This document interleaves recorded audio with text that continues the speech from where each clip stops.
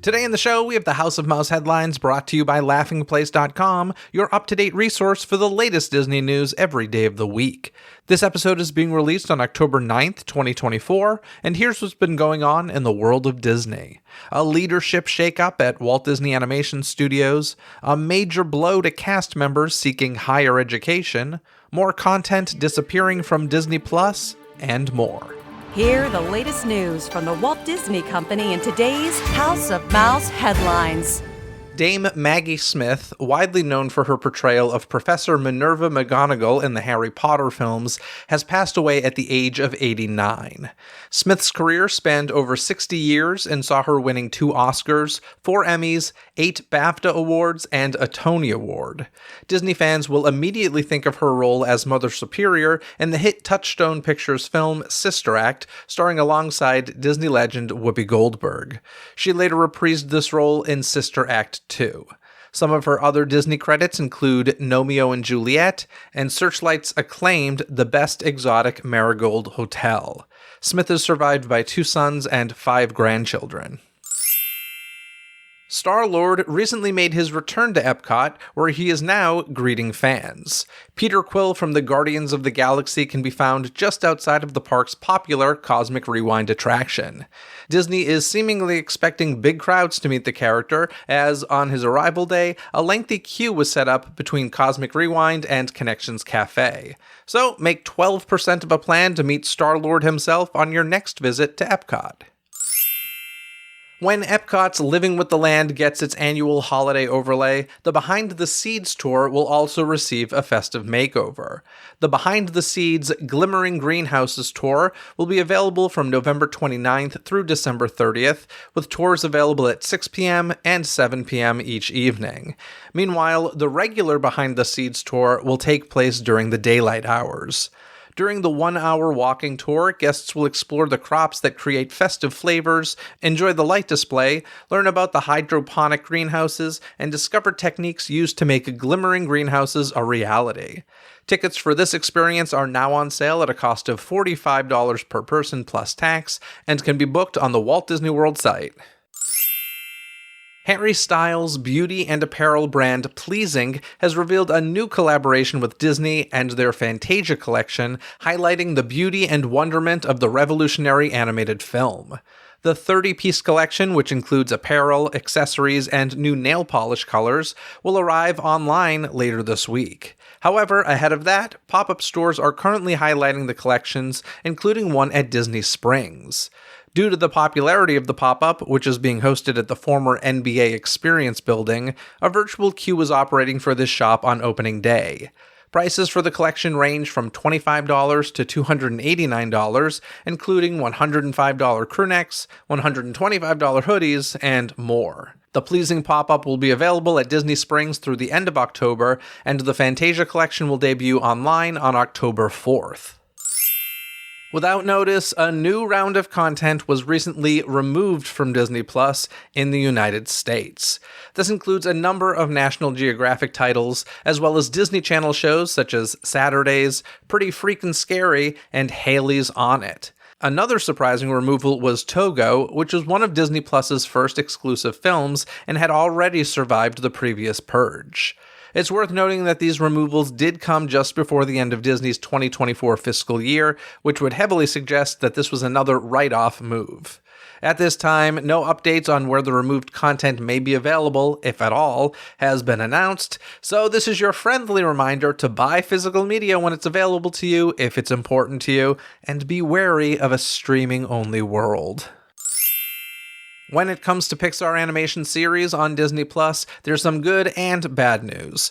First, the show Dream Productions will now bow late this year as opposed to the previously announced 2025 date revealed at D23. Set inside the world of Inside Out, this series follows the studio inside Riley's mind, where dreams really do come true, every night, on time, and on budget. All 4 episodes of the limited series will drop on December 11th. However, this scheduling move comes as the long-in-the-works Pixar original series, Win or Lose, has been delayed. While it was set for a December 6th start, the show will now throw the first pitch on February 19th, 2025. After warning that a crackdown was coming, Disney Plus has now officially rolled out what it's called paid sharing. Those who wish to add someone outside of their household to their streaming account can now do so for an additional $6.99 per month for a Disney Plus basic subscription or $9.99 per month for a Disney Plus premium subscription. Compared to the regular price, that's a discount of $1 and $4 respectively. Also of note, only one extra member slot is available per Disney Plus account. With the introduction of the new features, a Disney Plus subscription must be used within a single household, which Disney deems a collection of personal devices associated with your primary personal residence used by individuals that reside there. If you're traveling, users can still watch Disney Plus, but they'll be prompted to mark themselves as away from home. Alternatively, those who have recently moved can update their household location. Either option will require a one-time passcode verification. As mentioned, this is all part of a password-sharing crackdown trend that started with Netflix and proved successful because people kept buying into it. The Disney Plus extra member and paid sharing features are now available in the US, Canada, Costa Rica, Guatemala, Europe, and the Asian Pacific region. It sounds as though the BDX droids that previously appeared in Star Wars Galaxy's Edge could soon make their big screen debut. This news was teased by Disney Experiences chairman Josh D'Amaro during his recent presentation at Inbound 2024. Although D'Amaro didn't specify which film they might appear in, The Mandalorian and Grogu has begun filming, so that seems like the most likely bet at the moment. That film is currently set for release on May 22nd, 2026. Prepare to get spooked with some special engagements at a world-famous venue. The El Capitan Theater is hosting a pair of Searchlight Pictures' scariest films for a miniseries they're calling Search Fright. On select Saturdays in October, fans can catch horror flicks from the studio, including The Hills Have Eyes and Ready or Not. Of course, these screenings join other special engagements at El Capitan this month, including Hocus Pocus and The Nightmare Before Christmas. For info on all of these showings and more, be sure to visit the El Capitan website. Another run of The Wonderful World of Disney is coming to ABC this October and November. Starting October 6th and running through November 24th, ABC will air a different Disney film each Sunday night. This starts with the 2023 version of The Little Mermaid, with the broadcast television premiere of Haunted Mansion happening a week later. Then Hocus Pocus will air on October 20th, followed by Hocus Pocus 2 on October 27th. In November, viewers can tune into Coco, Mrs. Doubtfire, Indiana Jones and the Dial of Destiny, and just in time for Moana 2, Moana. You can catch all of these films on The Wonderful World of Disney, airing Sunday nights at 8 p.m. on ABC. Now for a Disneyland TV show story not quite worthy of the primetime at the parks treatment. For the first time in Bachelor series history, a star has taken a date to the happiest place on Earth. That's right, the Golden Bachelorette Joan Vassos took potential suitor Chalk to Disneyland on a recent episode, apparently marking the first time Chalk had been to the park in 30 years. The two learned more about each other as they made their way around the park, experiencing attractions such as Dumbo the Flying Elephant and Big Thunder Mountain Railroad. Plus, they even had a meeting with R2-D2 in Star Wars Galaxy's Edge. The Golden Bachelorette airs Wednesdays at 8 p.m. on ABC and arrives the next day on Hulu. The Golden Bachelorette has apparently been quite busy stirring up that Disney synergy machine, as she also recently made a stop into Broadway's Aladdin to make her Broadway debut. This one-night-only appearance saw Joan Vassos take to the stage to perform the role of a fortune teller early in the show. At the end, Genie star Michael James Scott presented Vassos with a bouquet of roses and a nod to the reality series. If you missed her on the stage, as most presumably did, you can see a video of the appearance on Disney on Broadway's YouTube channel. The Walt Disney Animation Studios has installed a special tribute to the late Disney legend Bernie Mattinson, renaming the theater at the studio after him. A special moment of dedication was held as a new marquee for the theater, located inside the Roy E. Disney Animation Building adjacent to the Disney lot in Burbank, was installed. Walt Disney Animation Studios president Clark Spencer and then Chief Creative Officer Jennifer Lee were on the scene to help with the dedication of the new theater, which also includes art on the walls and a special display dedicated to Bernie. While the theater is not open to the public, you can see the modifications they have done at the studio in a reel that was shared on Disney Animation's Instagram. Disney layoffs recently impacted hundreds of corporate cast members in another round of cost-saving initiatives. Deadline reports that around 300 individuals were let go, with most of the affected positions being part of Disney's corporate operations such as HR, finance, and more. All of the jobs were also in the United States. And while Deadline stated that divisions such as Experiences, Disney Entertainment, and ESPN were not impacted by this current round, it later came out that ESPN's senior NBA writer Zach Lowe was also laid off. In a statement to Deadline, a Disney spokesperson said, "We continually evaluate ways to invest in our businesses and more effectively manage our resources and costs to fuel the state-of-the-art creativity and innovation that consumers value and expect from Disney. As part of this ongoing optimization work, we have been reviewing the cost structure for our corporate-level functions and have determined there are ways for them to operate more efficiently." And now it's time to bring back Kyle Burbank from laughingplace.com. How you doing, Kyle? I'm doing well, Jeff. I see you are in Massachusetts still. I am in Massachusetts because I had the I Put a Spell on You masquerade, which we'll touch on at the end of our discussion today. It looked fun. I'm excited to hear more about it. Yeah, it was fun. Yeah. Should we just talk about it now since you brought it up? Let's do it. Sure, why not? This feels organic. We made history in Salem, and I can say that sincerely. For the first time ever, a Hocus Pocus party was thrown in the Salem location that we see in the film, the exterior of the film, in Old Town Hall, and it was kind of awesome. First of all, some amazing friends flew into town for it. Our friends Aaron Wallace and Ruben flew in from Orlando, and my friends Jonathan and Brooke came in from New York.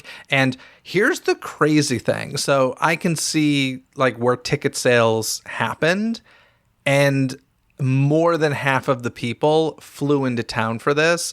And sure, I'm sure some of them, it was good timing. They were coming to Salem for Halloween anyway. But I know of a good handful at least that flew in specifically for this. One woman flew in from California for the day to experience it and then flew home the next day. I was like, are you kidding me? Like, talk about pressure. That was some added pressure right there. But I'm happy to report everybody that I spoke to had a wonderful time, like completely unprompted. This wasn't like me sending out a survey. People were just coming out to me like so happy.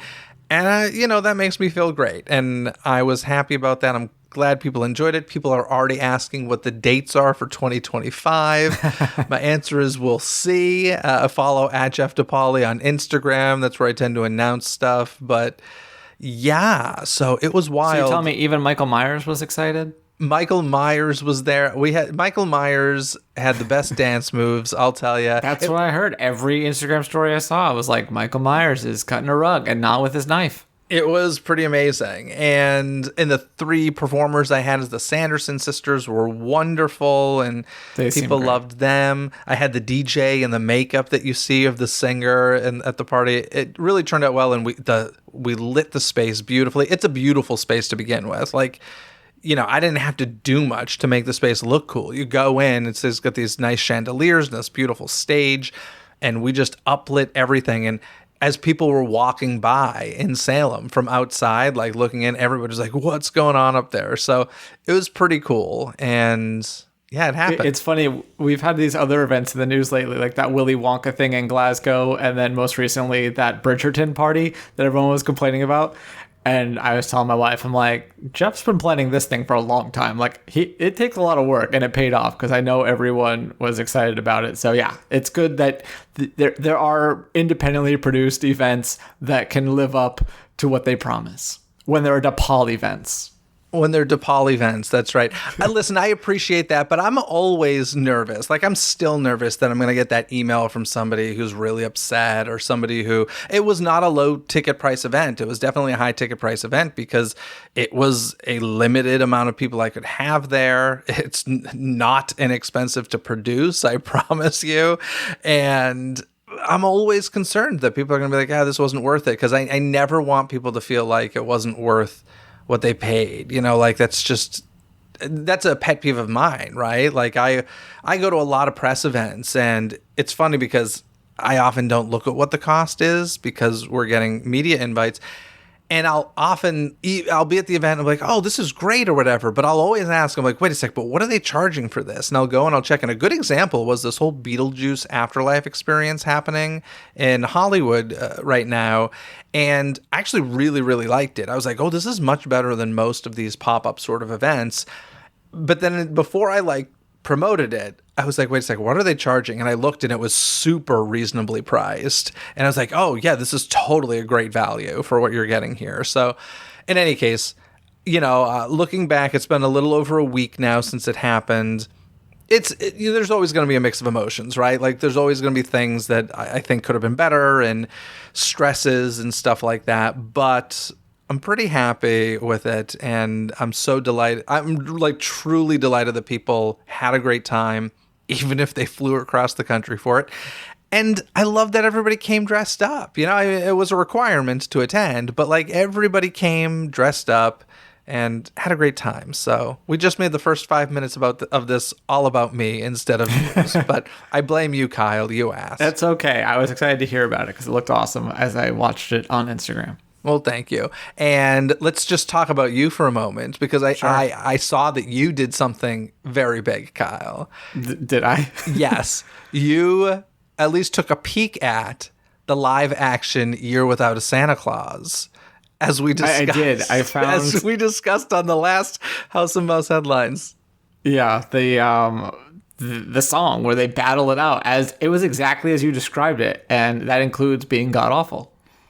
So you found the live-action Harvey Fierstein, Michael McKean, Heat Miser, Snow Miser song. I'm Mr. Heat Miser. It's quite something, isn't it?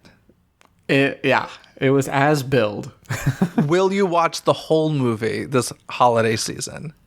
I mean, I guess I'd have to see, because I only looked it up on YouTube. I didn't see where else it would actually be streaming, but I think I could torture myself with that. Yeah. Kyle, riddle me this. Do you have a DVD player? I do. If I sent you a DVD, would you watch it? Yeah. Okay. I'll see what I can do. All right. It'll be a special edition of that Christmas podcast. I don't even I don't remember much of it. I just remember it being bad. So check your local library. Anyway, let's move into some Disney news, because the Disney Brothers Cartoon Studio Square has been dedicated, and there was a block party for this in Los Feliz, California. Do you say Los Feliz or Los Feliz? Depends on my mood, kind of like caramel or caramel.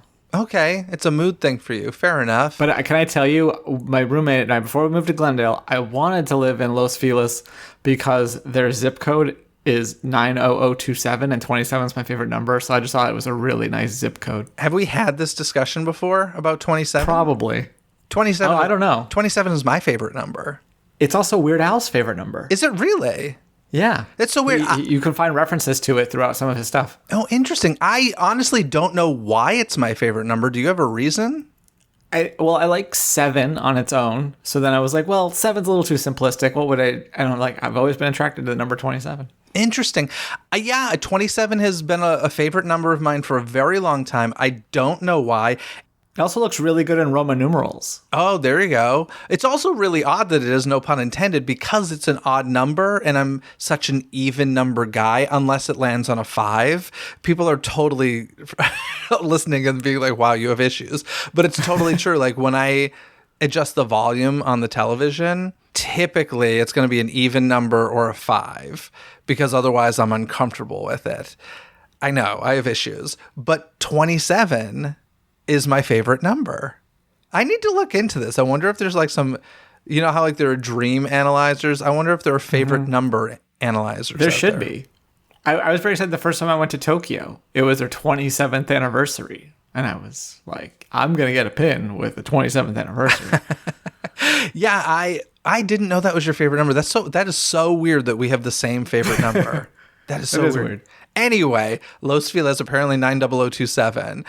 So this was a dedication that was open to the public at the site of Walt and Roy Disney's original 1923 studio at the corner of Kingswell and Vermont Avenues in Los Feliz, California. Now, of course, 1923 studio, we all know 1923 is the year the company started. We just celebrated last year the 100th anniversary of the company, and I guess part of this year as well we celebrated.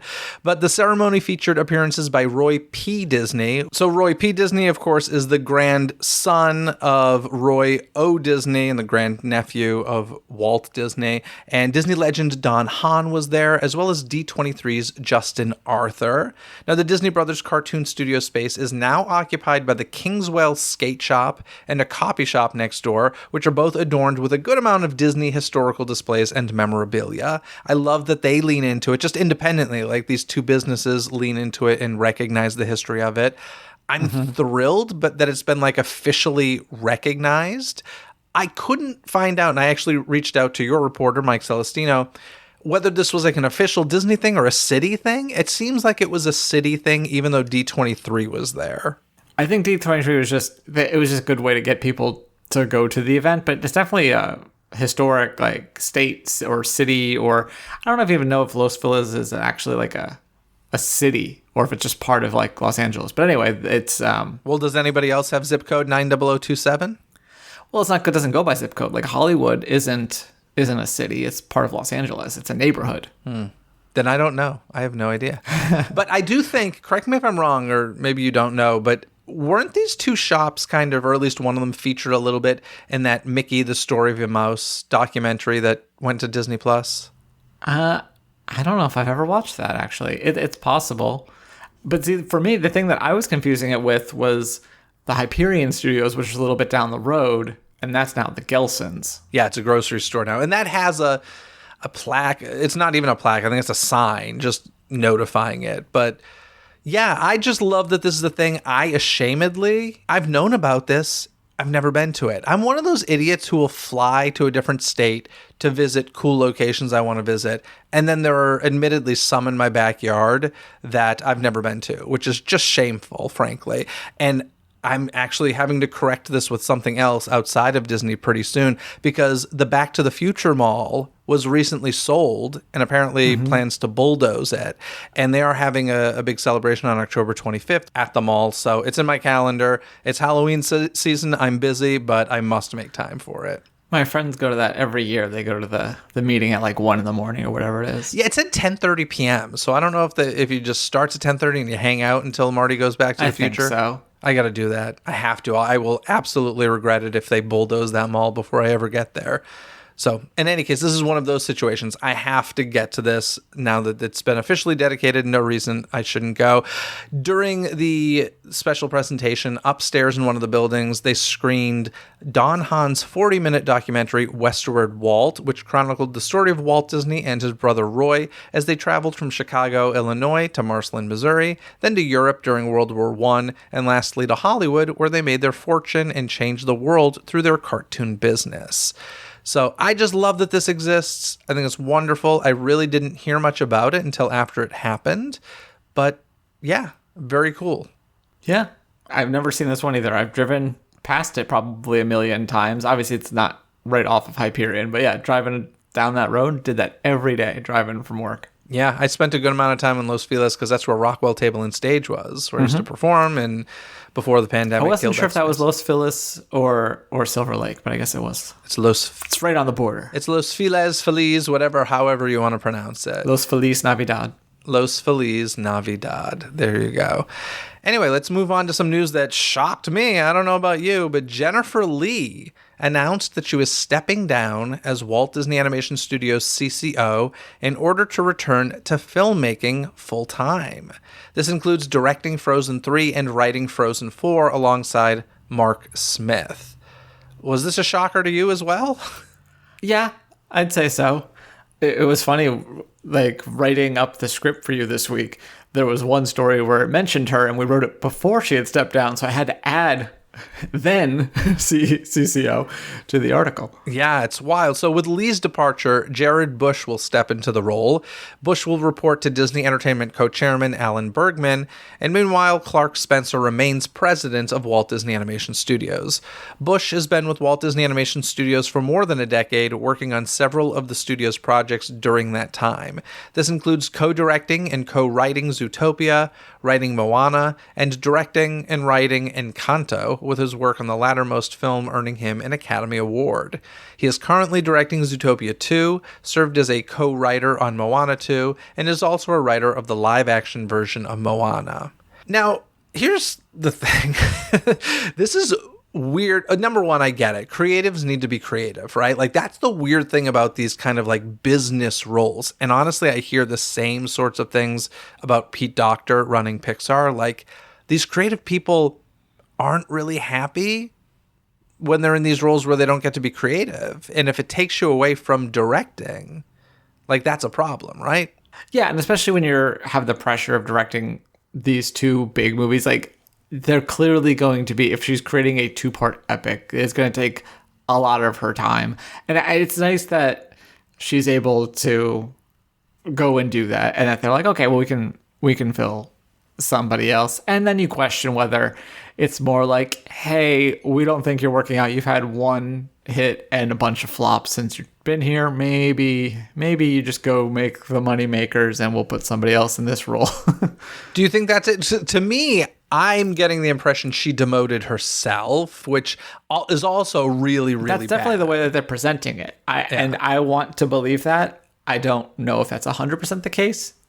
Who knows how politics work? Yeah, it's interesting because as the company, I wouldn't want to promote that, because to have an employee demote themselves is not a good sign, in my opinion. It kind of shows... Yeah, but it is a demotion, but like you're saying, it's different when it's a creative officer. Like, if he went from...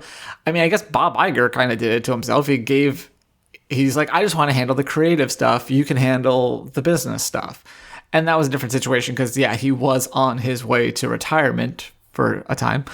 I don't know. I think it is different when it's a creative role. But yeah, you don't want to completely fire her because you do need her for the Frozen franchise. So hopefully it's a situation that everyone involved is happy with. That's all I care about. And that it creates good work. Yeah. But interestingly, she's been replaced by somebody else who is a creative. And so it's kind of like, are you going to shoot yourself in the foot again? Jennifer Lee. Well, he's writing the same script 3 times. I'm just kidding. Oh, wow. Oh, man. No, it's just because he's Moana 2, and Moana, the remake. I'm just Josh. Jennifer Lee had the role from 2018 to 2024 and famously took it over from John Lasseter. So there's that. Shall we move on? Yeah. Great. An email has been sent out to cast members announcing drastic cuts to Disney Aspire. Now, Disney Aspire is the highly touted program for Disney cast members to receive fully paid tuition for acquiring college degrees. Formerly, the program included bachelor's and master's programs, along with 100% coverage for tuition, books, and fees. Now, effective November 27th, 2024, many of the benefits that have been a hallmark of Disney Aspire will be scaled back. First, an annual funding cap of $5,250 will be placed for Aspire students at certain in-network schools. At this time, a handful of other in-network schools will not yet be subject to this cap, although Disney states that these caps are intended to eventually apply to all students. Those currently enrolled or those who enrolled before November 27th will have the new term fully funded, but it may apply to their 2025 funding cap. Master's programs will also lose coverage completely, with students having to pay 100% out of pocket to complete their degrees. This news comes as a stark contrast to the verbiage the Walt Disney Company has used when promoting the program. Ooh, this one's a tough... between a rock and a hard place, is that what they say? This is... Listen, I get it. I get both sides of this. Obviously, I side with the cast members, right? But this is a ton of money Disney was essentially giving away. But at the same time, I'm sure there were many cast members who were cast members for this reason. And it's also just a bad look only because I feel like the Walt Disney Company and Bob Iger bragged about this a lot. They did a lot. Like I think we included a tweet in our article about at least one of the times they talked about it, because I feel like it came up a lot in interviews and other PR things. Yeah, I remember at D23, the Ultimate Disney Fan Event, or at least at Expo, Disney Aspire had their own booth and like a whole thing. I don't remember seeing one this year, to be completely honest, but that doesn't mean it wasn't there. I often gloss over things.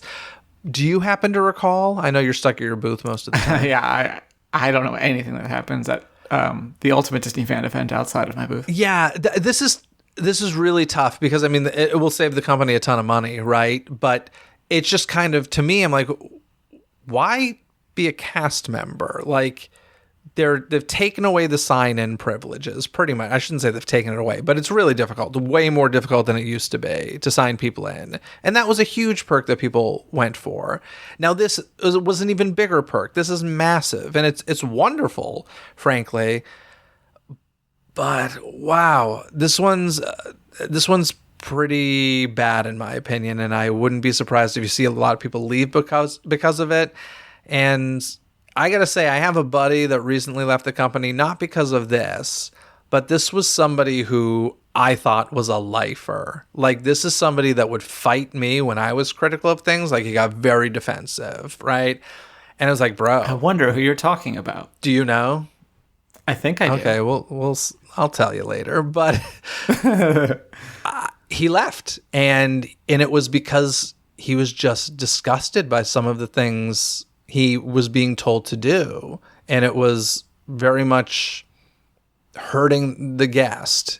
And I don't like to hear that, man. And so when there's stuff going on behind the scenes that die-hard people leave for, when you're cutting benefits like Disney Aspire and or signing people in, I don't know. I just don't know what they're. I mean, I know what they're thinking. They're trying to save a butt ton of money, and they will. This was a very, very, very, very generous offering. I'm not saying it wasn't, but I think it's a bad look, and I think they're going to lose some great people because of it. And yeah, I don't know. They probably should have stopped touting about it a while ago if they felt like they were going to be going in this direction. Yeah, or if, I wonder to what degree this was part of the negotiations with the unions. Like, you think that this, obviously this applies to non-union people as well, but I wonder, or you would think that it would come up that the unions would want to like guarantee this program stay in place, unless that's just out of their purview. Yeah, it's interesting. I'd be surprised if that was part of a contract at all. Like, to me, I wouldn't even think of this as being part of a contract. It was just kind of like an added benefit, but not like definitely a reaction to those new contracts then. Yeah, maybe. I hadn't even thought of that, but you're probably right. So I don't know. I just think Disney's making it tougher and tougher for people, for cast members to want to stay, and I feel bad. I know many people whose dream it is to work for Disney and be a Disney lifer and stuff. And listen, I wish everybody the best, but to anybody listening, really don't have your heart set on working for an individual company unless that company is one you created, because whether you like it or not, you're a number. And if John Lasseter could be let go, anybody could be let go at Disney. You know what I mean? Like, it's just, they just went through layoffs. We just had a story about layoffs. It's just business.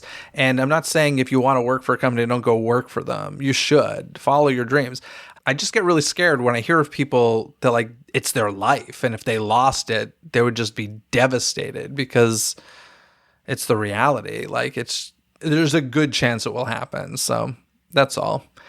So yeah, good luck to everybody. I feel really bad for people who are partway through their education and we're really counting on this. It sucks, but it's a reality, I guess. Yeah, I mean, that's the hardest part. Is like when they introduced this program, it wasn't that long ago, but I forget when it was, and it sounded great. And so to take it away, and so, school is not cheap. I don't know how many programs you can cover with $5,000. Is it a year or per semester? I think it's probably semester. I'm not really sure, but even still, $5,000 is nothing. Like Yeah. college, if you're going to a private college or something, it's like $50,000 a year or something. Like $5,000 is nothing. So, hey, it's crazy. Anywho, shall we move on to something a little cooler? I hope, yeah, anything at this point. Okay, cool. Because I talked about this a little bit on the last House Mouse headlines, but you weren't there because of me. Not your fault at all. Listeners, blame me. And to that point, I do want to say, yeah, we're late to that Aspire story, but I think it's actually better because I remember people had a big reaction when it first came out, and it's kind of been forgotten. So I'm glad that we're resurfacing it. Something to keep in mind. Yeah, don't forget about it. Don't. It really is important. It's a crap situation.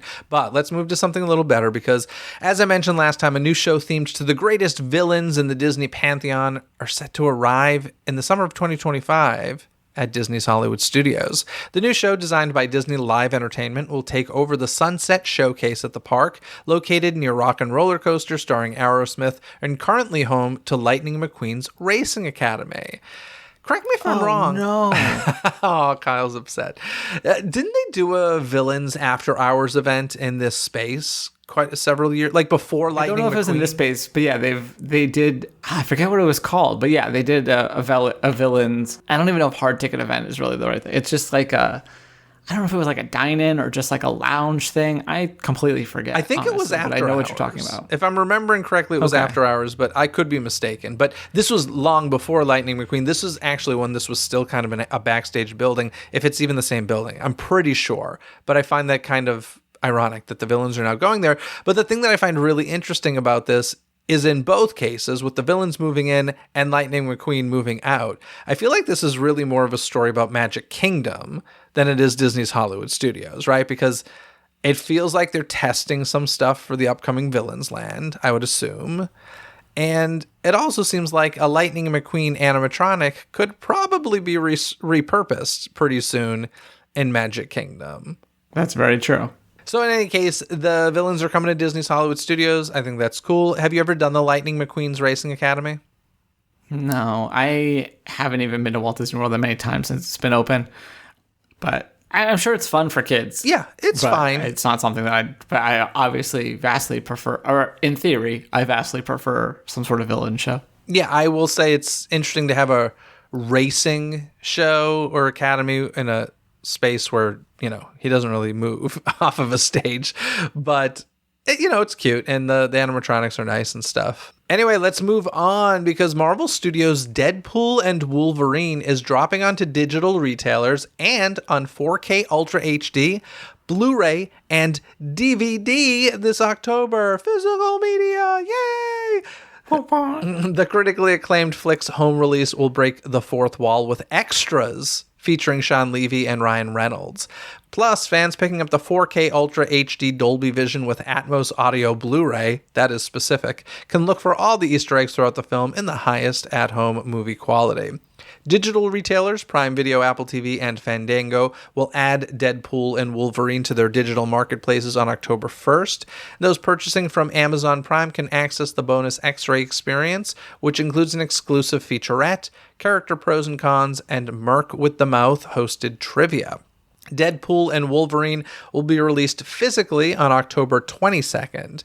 The 4K UHD Blu-ray will release a standard edition as well as special limited edition steelbooks, which feature two designs. One will show off Deadpool with the other showcasing Wolverine. Both steelbooks include images of the characters' variants inside. Additionally, Walmart will carry an exclusive special edition Blu-ray that includes a Deadpool Cores pop-up inside. It's funny to think of Walmart and Deadpool, because Walmart was where I'd shop for my CDs when I was a kid, because I couldn't have the parental advisory version and Walmart would sell the clean versions. So in my mind, it's funny that there's an R-rated. They always sold R-rated movies. I just censored albums for some reason. But yeah, the fact that there's an exclusive Walmart edition of Deadpool is funny to me. I just love that there are so many variants of this, and I'm not typically a variant guy, but I'm not saying I would even collect them all. I'm just saying I love that, like, this is physical media being embraced by Hollywood. And granted, this movie made a crap ton of money. I am kind of curious. Correct me if I'm wrong. I still haven't seen the movie. I meant to go and see it because I hear the NSYNC thing is like in the first few minutes, and I could have just left after that. But I haven't seen it yet. But there's like a whole battle between Deadpool and Wolverine. Like they're very competitive, right? Yeah. Okay. For a bit. Yeah. So I'm curious to see which of the steelbooks sells more. Like I hope they report that. That's a good point. Yeah. Yeah, that would be fun. And I hope that Ryan Reynolds does a whole thing about it on social media, as he should. But I mean, so there's so many physical. First of all, I will say, as I've touted for a long time, if you are a fan of this film, buy the physical media because, once again, as someone who hasn't seen it, correct me if I'm wrong, but I don't think it's unsafe to say that this is probably the type of film that, like, in a decade or so, could maybe have quote unquote problematic things, or you know what I'm getting. I think it probably has some now. Yeah. Okay, so this film may be edited in a decade from now because new things are more sensitive, or 20 years. Hopefully in 10 years, we've swung in the other direction. We're back in the Mel Brooks game, but then 10 years after that, we'll probably be super, high strung again. But in any case, whenever that happens, it'll be edited. So buy your physical media, keep your Blu-ray players. Don't throw this stuff away. It is important. And on top of that, they're like promoting bonus features, which was the whole selling point of DVDs when they first came out, which they didn't really need. So let's be clear. The jump in tech and quality between VHS to DVD was huge. DVD to Blu-ray, not so much, right? Like, it's better, but it's not insanely better. Yet bonus features was the thing, and now we're getting some pretty big bonus features, it sounds like. I remember seeing an ad on a different DVD for the Men in Black DVD, and some of its bonus features included, like, there was alternate angles of different takes, and you could, like, edit together your own version of the scene and stuff. Wow. Yeah, it was pretty cool. So, of course, I bought it, but I bought it at, like, used at the warehouse. But I wanted to ask you, did you see what they're doing with the Romulus physical release? No. What are they doing? The digital is coming This is out Alien, in October. Right? Alien Romulus. Yeah. But if you want to watch it physically for Halloween, you're boned because it doesn't come out till December. That's not cool. No, it's not. Christmas gifts. That's what they're doing. It's because they want you to download it digitally for Halloween, for your Halloween screenings, and then go buy the Blu-ray when it comes out in December. Yeah. I don't like it when they play games like that. That's silly. They'll give you some crap like, oh, it's the warehouse printing, yada, yada, yada. But probably a business decision. Anywho, folks, buy physical media when it's important to you. This is I think I've... You just need a drop that you hit. It's true. I just remember on the Rosie O'Donnell show, she had that board next to her that would just play music clues like you just did to me. Tommy, can you hear me? And she used to just have the sound effects when she would fling her koosh balls and stuff. It was great. I want that toy. I actually genuinely, even at that time, I remember seeing her have that and be like, I want that. Whatever that is, I want it. So... yeah, I need one that says buy physical media. Buy physical media could be a drinking game in this episode because I've said it maybe a dozen times. Let's not advise that. Yeah, don't. Just drink some Dole Whips or something and you'll be fine. Anyway, let's move on a bit. That's going to do it for the news, but I got a couple little things I want to touch on. Do you remember we were talking about the world-famous Chinese theater in Hollywood and how I had some cool experience? We talked about it because John Williams' documentary is going to be premiering there. Yeah, for AFI. Yeah, for AFI, and I mentioned how I saw Saving Mr. Banks there, which was cool because Mary Poppins had premiered there. I remembered, this happens to me a lot. I'll be editing the episodes, and then I'll be like, oh gosh, why didn't I mention such and such? I also made sure that I went to one of the first screenings of Star Wars: The Rise of Skywalker there, which finished the Skywalker saga. And, that was obviously the place where the world premiere of the first Skywalker film, Star Wars, premiered. And I wanted to put that bow on it for me. I was like, I'll never have this opportunity again. So I did. I went to the Chinese theater for that. And that's another time that I tend to go there for really special reasons. I don't just like casually go to the Chinese theater, but that was another one that I thought was worth mentioning. That's very sweet. Very sweet. I'm sure Mark Hamill appreciates it. I also have in my notes, I put a spell on you, Masquerade. We talked about it already, so we don't need to again. But since we're in the Halloweeny month, Kyle, it is October. What does that mean? What does Jeff DePauli do to himself in October? He puts out a podcast every day. He drives himself crazy releasing a podcast episode every single day. Folks, that Halloween podcast has premiered.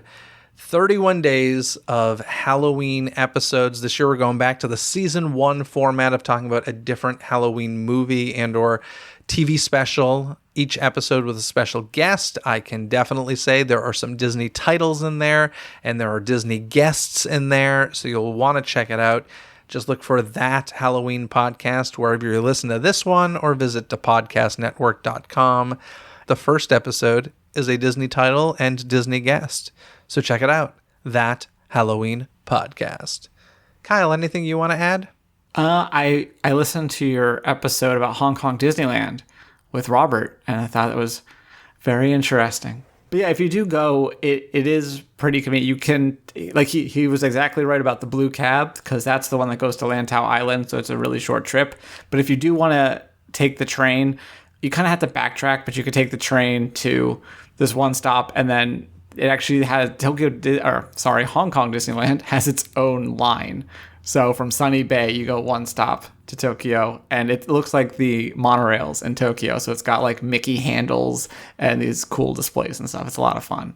But yeah, a few dollars. Hong Kong dollars are like 8 to 1. So if your fare says 50 Hong Kong dollars, you're not spending that much. Excellent, Kyle. Well, I'll talk to you again in a couple weeks, and happy October, my friend. Happy October. Good luck. Don't kill yourself. You've heard the news, and now I want to hear what you have to say about it. What do you think of the shakeup happening at Walt Disney Animation Studios? Share your thoughts on that or any other topics mentioned in today's episode. Call 818-860-2569, and you may just hear yourself on a future episode of Disney Coast to Coast. Thanks for tuning in to this episode. Don't miss any future episodes by subscribing and following Disney with a Z, Coast to Coast on your favorite podcast app, where episodes are available 24/7. This episode has been executive produced by Jeffrey Riccio. Gain rewards like Jeffrey, including access to never-before-heard episodes and live stream Ask Me Anythings, by visiting the Patreon link in this episode's description. Until next time, anything you need can be found in this episode's description, from the DCTC hotline where you can leave a voicemail and be heard on a future episode, contact info to reach me, some free gifts from me to you, and so much more. So be sure to check out this episode's description. Other than that, folks, have a magical day. Bye!